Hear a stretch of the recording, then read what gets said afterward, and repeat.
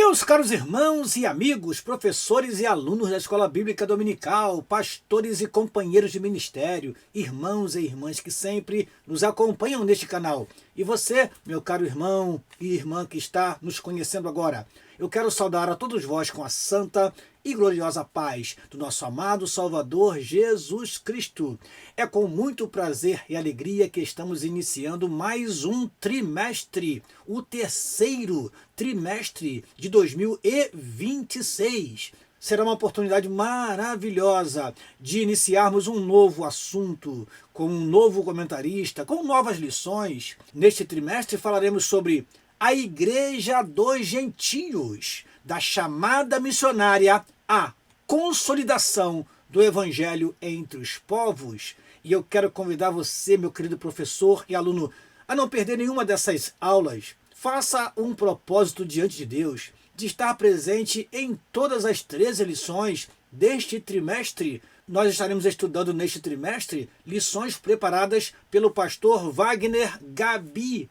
Pastor Wagner Gabi, comentarista do trimestre, é líder da Assembleia de Deus de Curitiba, Paraná.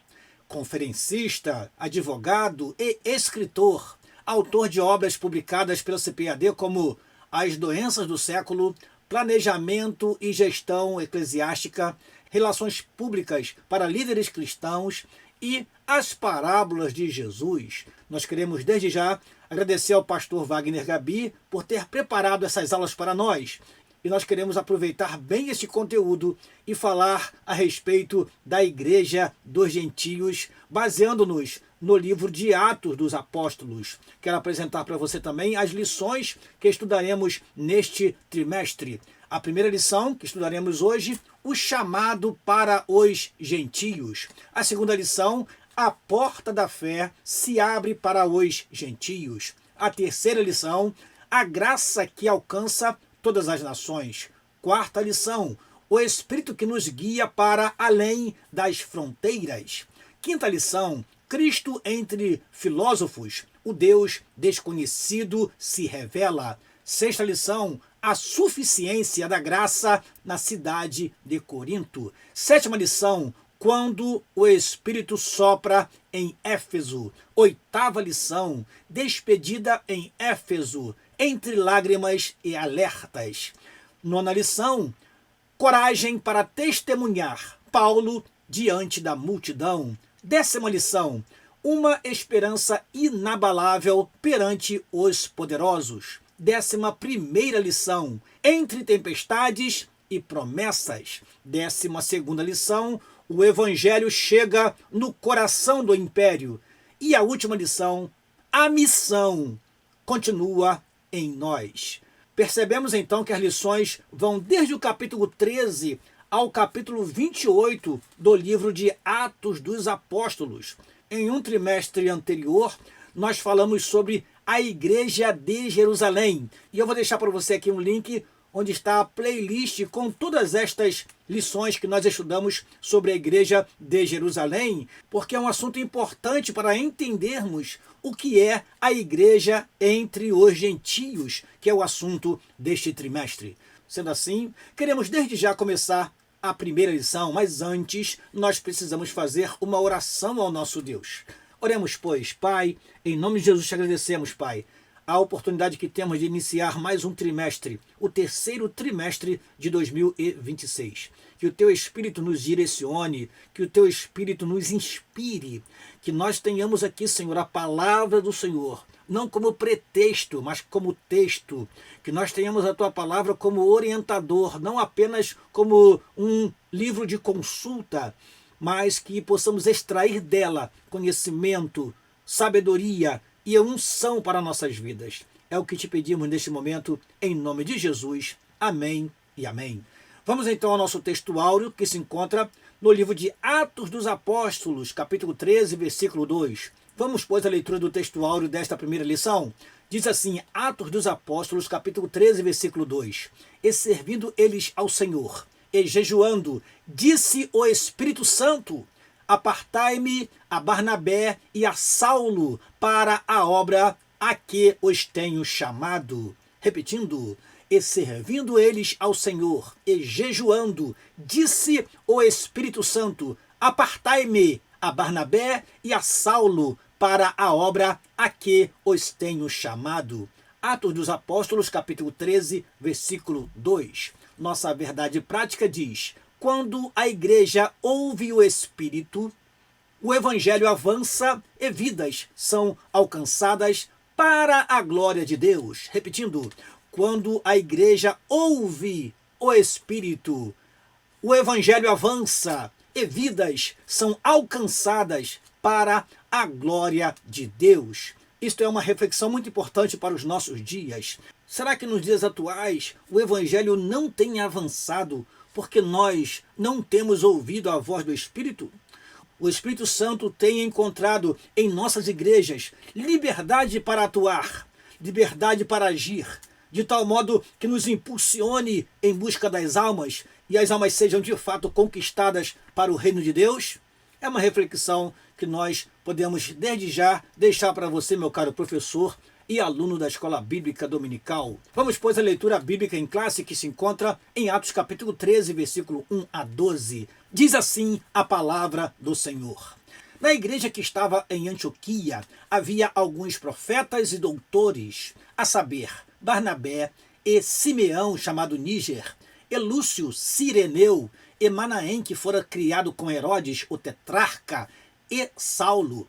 E servindo eles ao Senhor e jejuando, disse o Espírito Santo: apartai-me a Barnabé e a Saulo para a obra a que os tenho chamado. Então, jejuando e orando, e pondo sobre eles as mãos, os despediram. E assim estes, enviados pelo Espírito Santo, desceram a Seleucia e dali navegaram para Chipre, e chegados a Salamina, anunciavam a palavra de Deus nas sinagogas dos judeus, e tinham também a João como cooperador. E, havendo atravessado a ilha até Pafos, acharam um certo judeu mágico, falso profeta, chamado Bar-Jesus, o qual estava com o procônsul Sérgio Paulo, varão prudente. Este, chamando a si Barnabé e Saulo, procurava muito ouvir a palavra de Deus, mas resistia-lhes Elimas, o encantador, porque assim se interpreta o seu nome, procurando apartar da fé o procônsul. Todavia, Saulo, que também se chamava Paulo, cheio do Espírito Santo, e fixando os olhos nele, disse: ó filho do diabo, cheio de todo o engano e de toda a malícia, inimigo de toda a justiça, não cessarás de perturbar os retos caminhos do Senhor? Eis aí, pois, agora contra ti a mão do Senhor, e ficarás cego, sem ver o sol por algum tempo. No mesmo instante, a escuridão e as trevas caíram sobre ele, e, andando à roda, buscava a quem o guiasse pela mão. Então, o procônsul, vendo o que havia acontecido, creu, maravilhado da doutrina do Senhor. Vamos aos objetivos da nossa lição. Primeiro objetivo: apresentar o contexto histórico e espiritual da igreja de Antioquia e sua missão aos gentios. Segundo objetivo: conduzir o aluno à reflexão sobre a atuação do Espírito Santo na condução da obra missionária e no envio dos obreiros. Terceiro e último objetivo: aplicar os princípios da igreja de Antioquia à vida da igreja local, assumindo a missão cristã como identidade e compromisso. Repetindo então, apresentar o contexto histórico e espiritual da igreja de Antioquia e sua missão aos gentios, conduzir o aluno à reflexão sobre a atuação do Espírito Santo na condução da obra missionária e no envio dos obreiros, e aplicar os princípios da igreja de Antioquia à vida da igreja local, assumindo a missão cristã como identidade e compromisso, são, pois, os objetivos da nossa primeira lição do terceiro trimestre. Vamos então à nossa introdução. Eu lembro a você que é sempre importante ter próximo de você uma canetinha para que você possa fazer as suas devidas anotações. Tenha à sua mão a revista da Escola Bíblica Dominical e próximo de você um exemplar da Palavra de Deus para que você possa pausar o vídeo, ler versículos e assim aprofundar o seu estudo e estar mais convicto do que a lição traz para nós. Diz assim a nossa introdução. Lucas, o evangelista Lucas, o mesmo que escreveu o Evangelho de Lucas, registra o cumprimento progressivo da promessa de Jesus em Atos 1:8. O evangelho alcançaria Jerusalém, Judéia, Samaria e chegaria aos confins da terra. Os capítulos 13 a 28 marcam a grande virada da narrativa quando o foco deixa de ser Jerusalém e passa a Antioquia. Como disse anteriormente, esse trimestre tem um link direto com o trimestre que nós falamos sobre a igreja em Jerusalém. Continuando, é dessa igreja, caracterizada por diversidade, sensibilidade espiritual e prática missionária madura, que o Espírito Santo convoca Paulo e Barnabé para a evangelização dos gentios. Paulo, quando ainda se chamava Saulo. Então, nós temos aqui o início de uma igreja missionária, o início da igreja entre os gentios. Continuando, a partir desse ponto, o ministério de Paulo torna-se central e o Espírito é mostrado como o verdadeiro condutor da expansão cristã. A missão gentílica nasce, portanto, não como estratégia humana, mas como resposta ao chamado direto do Espírito para alcançar as nações. O livro de Atos dos Apóstolos, ele é um livro muito interessante, meus amados irmãos, no que diz respeito à missão da igreja, porque temos nos seus primeiros capítulos um personagem principal, Pedro, e depois, do capítulo 13 em diante, temos um personagem principal, que é Paulo. Ora, entre os capítulos 8 e 12 nós temos uma transição. Esses capítulos mostram como o foco deixou de ser Jerusalém para ser Antioquia, a igreja que enviou os primeiros missionários. Temos muito a aprender nesse trimestre, meu querido professor e aluno. Esteja atento e aproveite bastante essas aulas. Vamos então ao primeiro tópico da lição: o nascimento da missão gentílica, da missão entre os gentios. Vamos lá, primeiro subtópico do primeiro tópico: Antioquia, um centro escolhido por Deus. Fundada por Seleuco Nicator em 300 a.C., Antioquia da Síria tornou-se a terceira maior cidade do Império Romano, atrás apenas de Roma e Alexandria. Culturalmente greco-helenista, abrigava significativa população judaica e exercia forte influência intelectual e comercial, contando com o porto de Seleucia. Foi ali que os discípulos foram chamados cristãos pela primeira vez, em Atos capítulo 11, versículo 26. Não por acaso, Deus escolheu Antioquia como base da missão gentílica, transformando aquela igreja em um centro de envio para as missões, uma verdadeira base missionária de envio às nações. Antioquia foi, portanto, uma plataforma de lançamento para alcançar outras partes onde até então os apóstolos não haviam chegado. Foi ali que nasceu a primeira igreja missionária. Segundo subtópico do primeiro tópico, profetas e doutores servindo ao Senhor. A liderança local reunia profetas e doutores, ou seja, mestres, ministérios que, após o período apostólico, tornaram-se pilares da edificação da igreja. Os profetas exortavam mediante inspiração direta. E os mestres? Os mestres instruíam com base nas escrituras e na tradição dos ensinos de Jesus. Durante o serviço ao Senhor, marcado por oração e jejum, o Espírito falou. O Espírito Santo falou no meio da igreja.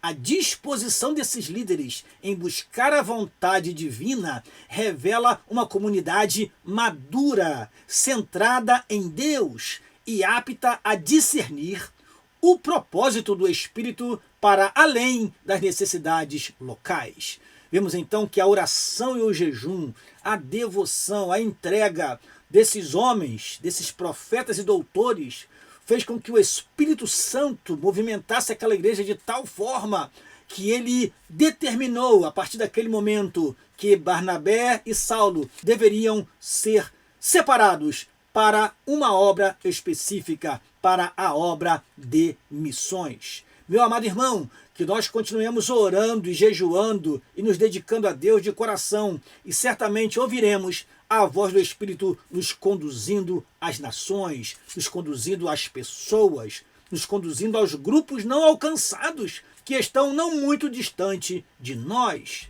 Prosseguindo, o terceiro subtópico do primeiro tópico, a separação de Paulo e Barnabé, quando Paulo ainda se chamava Saulo. O Espírito Santo ordenou: apartai-me a Barnabé e a Saulo para a obra a que os tenho chamado. A igreja respondeu com jejum, oração e imposição de mãos, reconhecendo o chamado divino e enviando seus melhores obreiros. Eu acho interessante isso, meu amado irmão, porque às vezes a pessoa acha que quem tem que ir para a missão é aquele irmão que não faz nada. É aquele irmão que não prega, aquele irmão que não tem um ministério. Ah, você pode ser missionário, você não tem inspiração para pregar, não tem inspiração para cantar, mas no campo você deve servir para alguma coisa. Não, não, não. Aqui nós vemos que foram separados os melhores entre os obreiros. Hoje nós vemos muitas pessoas capacitadas que, na verdade, meus amados irmãos, não querem ser impulsionados pelo Espírito a fazer missões.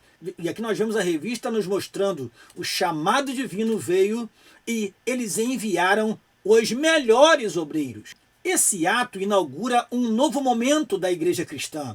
A missão aos gentios é assumida oficialmente pela igreja. A obediência da congregação demonstra que a comunidade local é parte ativa da vocação missionária e que o envio deve ser sempre acompanhado de intercessão, consagração e dependência do Espírito. Ou seja, a igreja local deve participar ativamente tanto da escolha quanto da consagração, tanto do envio como do sustento, como da manutenção do obreiro no campo. Por isso, é a igreja quem elege, é a igreja quem escolhe, é a igreja quem envia, é a igreja quem sustenta e também ampara o missionário quando regressa. Porque nós vemos hoje em dia que muitas pessoas só falam em enviar, mas o missionário, em algum momento, ele precisa retornar. E há muitas igrejas que têm dificuldade de entender a hora em que a missão cessa, a hora que o missionário precisa retornar à sua base, quem sabe ficar um tempo ou quem sabe não retornar mais para o campo missionário. Isso não é demérito algum, pelo contrário, é reconhecimento de uma missão cumprida, é reconhecimento que a missão de abrir igreja, de fundar igreja foi cumprida. E agora há uma nova fase na vida deste obreiro e desta obreira que regressou do campo missionário. Sinopse da primeira parte da lição: em Antioquia, o Espírito inaugura a missão cristã entre os gentios. Repetindo, em Antioquia, o Espírito inaugura a missão cristã entre os gentios. Vamos ao segundo tópico da lição: o Espírito Santo e a obra missionária. O Espírito Santo e a obra missionária é o segundo tópico da nossa lição. Primeiro subtópico do segundo tópico: o Espírito que conduz a missão. O livro de Atos pode ser chamado com justiça de Atos do Espírito Santo. É ele quem inspira, dirige, separa e envia os missionários. A missão não nasce da criatividade humana, mas da vontade soberana do Espírito. Sem o poder do Espírito, até os apóstolos permaneceram retraídos. Com o Pentecostes, tornaram-se proclamadores ousados da fé. Assim, toda iniciativa evangelizadora autêntica é fruto da ação do Espírito no coração da igreja. É o Espírito quem conduz a igreja às missões. É o Espírito quem separa, é o Espírito quem dirige, é o Espírito quem inspira, é o Espírito quem diz, vá para esse determinado lugar, não vá para esse determinado lugar agora. É o Espírito quem orienta. Por isso que a igreja deve depender exclusivamente da orientação do Espírito Santo. Segundo subtópico do segundo tópico, o poder do Espírito na evangelização dos gentios. Os discípulos viviam cheios do Espírito e, por isso, evangelizavam com coragem, discernimento e alegria. O batismo no Espírito Santo lhes deu poder para testemunhar de Cristo e eficácia em sua mensagem. Essa unção não apenas fortaleceu a pregação, mas também conferiu autoridade espiritual para enfrentar resistências, realizar sinais e consolidar igrejas em diversos povos e regiões.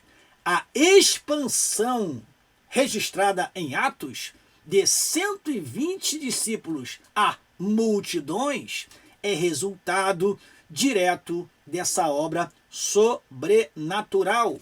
Irmãos, sem o poder do Espírito Santo, sem os milagres e sinais, o Evangelho não impactaria ninguém, cidade alguma, nação alguma.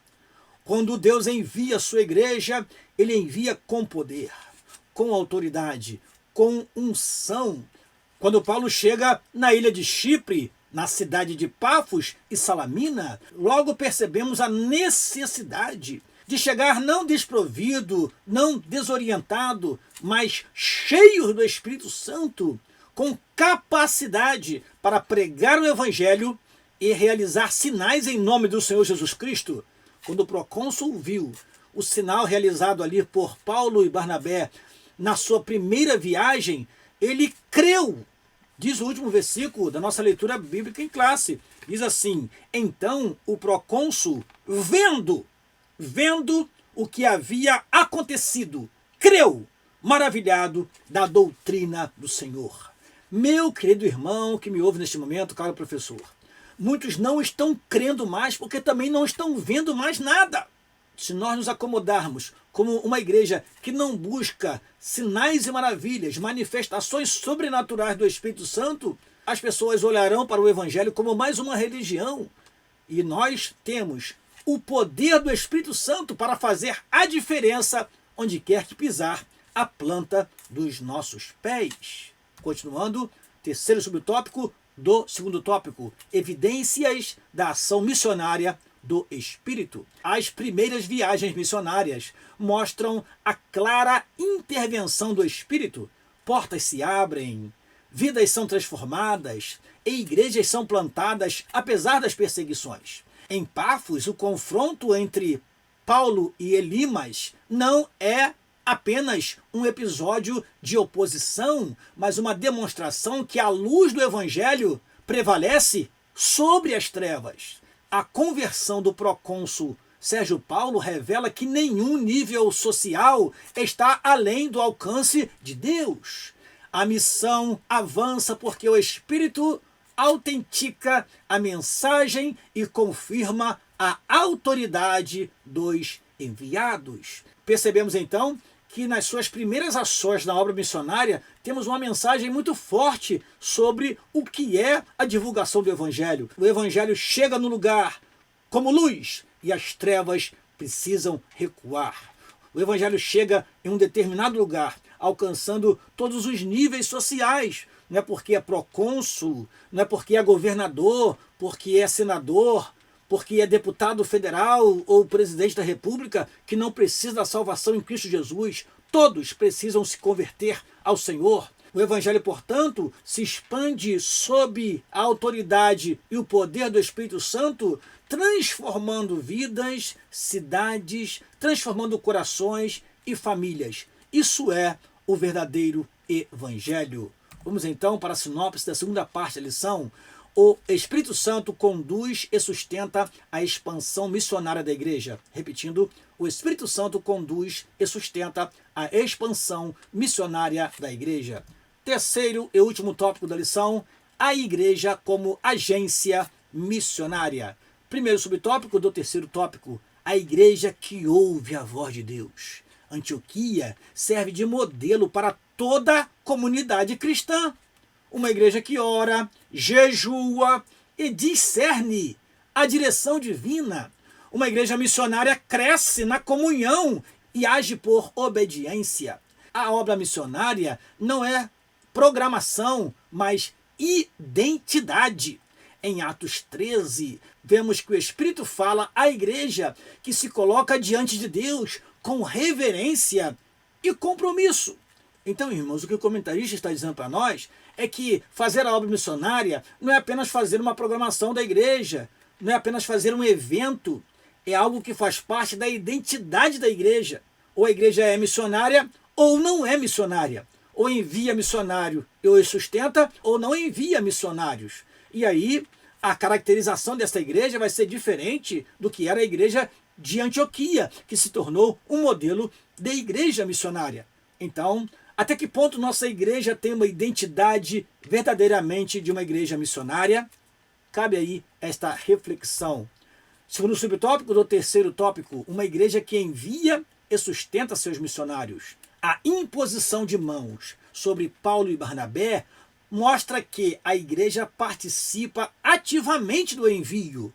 Não retém seus melhores servos, mas os consagra ao propósito eterno. Sustentar, interceder e acompanhar missionários é parte inseparável da vocação eclesial.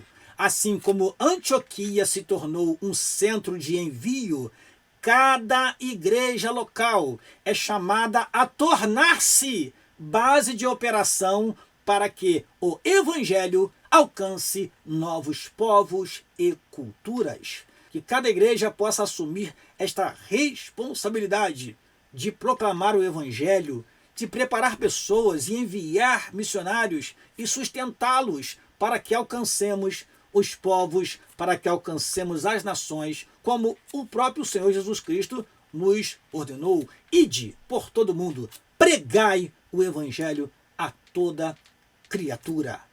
Prosseguindo, terceiro subtópico do terceiro tópico, uma igreja que cumpre a grande comissão. A ordem de Jesus permanece: ir, pregar, fazer discípulos e alcançar as nações. No mundo ainda há povos que nunca ouviram o evangelho. Como ouvirão se não há quem pregue? Romanos capítulo 10, versículo 14. E como pregarão se não forem enviados? Romanos capítulo 10, versículo 15. O Espírito continua chamando homens e mulheres para essa obra e cabe à igreja atender ao chamado com prontidão, oração, recursos e disposição para ir. Meu amado irmão, Jesus Cristo, ele deixou uma igreja na terra para dar continuidade ao seu trabalho. Igreja que não evangeliza, igreja que não faz missões, igreja que não envia missionários, igreja que consagra missionários para ficar sentado apenas no púlpito e ter o título de missionários, não é igreja modelo como foi Antioquia. Nós precisamos de igrejas que realmente se comprometam com a obra de missões, porque esta é a principal missão da igreja. Portanto, você que está me ouvindo neste momento, caro pastor, continue investindo na obra missionária e invista também em pessoas para exercer funções específicas na obra missionária. Prosseguindo, vamos à sinopse da última parte da lição. A igreja responde ao chamado do Espírito, enviando e sustentando os missionários. Repetindo, a igreja responde ao chamado do Espírito, enviando e sustentando os missionários. Chegamos então à conclusão da nossa primeira lição do terceiro trimestre de 2026. A missão entre os gentios começa com oração, jejum e sensibilidade à voz do Espírito. A igreja de Antioquia mostra que Deus fala, chama, separa e envia. e que a igreja responde, intercede e sustenta. A palavra de Deus é poderosa para transformar todo pecador em uma pessoa regenerada, alcançada pela graça. Hoje, em nossos dias, o Espírito continua chamando sua igreja para alcançar as nações. Estamos dispostos a ouvir, obedecer e participar da missão que ainda está em andamento? Sou grato a Deus por participar de uma igreja, meus amados irmãos, missionária. Uma igreja que não somente se preocupa, mas que tem missionários no campo, que os sustenta e que está trabalhando para que outras pessoas, jovens, adolescentes, se estimulem a fazer a obra missionária e dar continuidade a esta obra. Se a sua igreja, meu querido professor e aluno, também faz isso, amém! Continue contribuindo para que isso tenha perpetuidade. É importante que a igreja não fuja da sua principal missão, que é pregar o Evangelho. Terminamos esta primeira lição, convidando você para a segunda lição. Não perca a segunda lição do terceiro trimestre de 2026. Nós estudaremos na próxima lição sobre a porta da fé se abre entre os gentios. E eu quero convidar você, meu amado irmão, para estudar conosco esta lição. Eu tenho aqui em minhas mãos a revista que vai nos acompanhar durante todo esse trimestre. E nós queremos, a cada semana, deixar para você um resumo como este, com algumas orientações para você, meu caro professor, exercer bem o seu papel diante da sua classe. Amém? Quero agradecer a você que esteve conosco até o final desta aula e peço que deixe o seu like e compartilhe esta aula com outros professores e alunos da Escola Bíblica Dominical. Deus te abençoe em nome de Jesus. Amém. E que tenhamos um trimestre muito abençoado e que durante esse trimestre Deus possa despertar muitas pessoas para realizar a obra de Deus entre aqueles que ainda não conhecem a palavra de Deus, não conhecem o Evangelho, e que muitas vidas possam ser alcançadas para o reino de Deus. Amém e amém.